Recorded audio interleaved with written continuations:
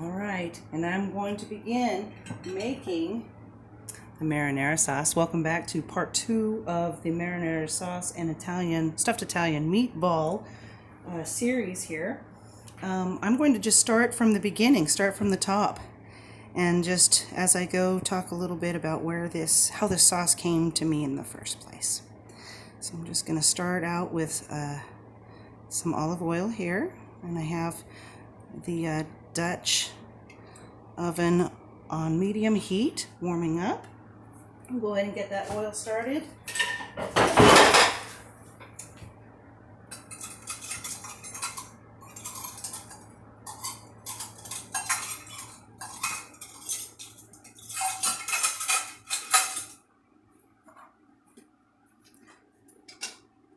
Get it nice and even. This first part of the sauce process goes really quickly because you do not want to burn your garlic. You kind of want to take the advantage of a bit of an infusion of the garlic with the olive oil for a lovely flavor, but you don't want to get it to the point where it's toasting or anything because it will impart in the sauce. So you get that going a bit until you see that your oil is getting a little sizzly. And have all of your ingredients assembled in advance. I have the cans opened for the diced tomatoes, and all of the seasonings are here, and I'll just measure them out as I go. But this sauce came to me in a very neat, authentic way from a family whose roots were in Italy. This was a lovely lady, about 25 years older than me. And when I was in high school, I ate over at their house quite often. And around the holidays, she would make her mama's sauce. And it was very specific. But I've been doing this, or making this sauce, a variation of it for, over 25 years now. Almost more than that, actually. So you see, once that garlic kind of cooks off a little bit, just a little bit, you add the diced tomatoes, and that'll cool things down. And this buys you some time to either assemble your ingredients or start measuring things out as you go. You start very basic ingredients too with this recipe.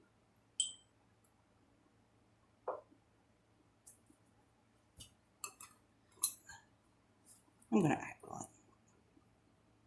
2 teaspoons.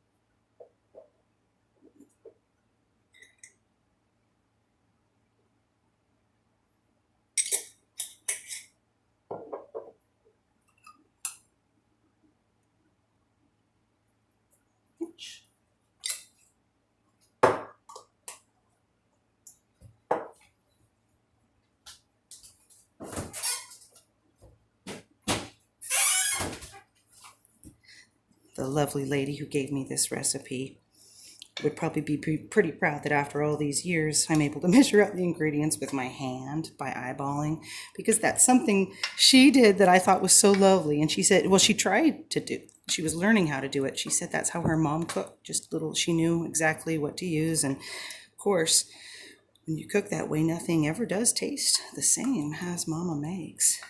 So it's just a really pretty sauce. I'm going to go ahead and bring that up.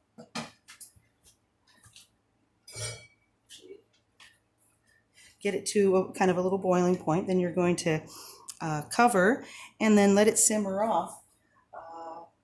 I'd say for about, you want to transfer the heat down to low, once it starts to boil, cover it, and then simmer it for 30 minutes. Stir occasionally, just make sure nothing's burning. Don't ever get it to burning because that ruins it, unfortunately.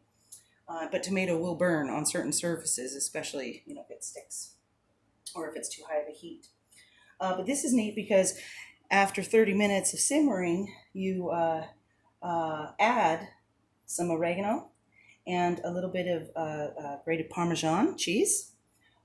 If you don't have Parmesan on hand, you can actually even use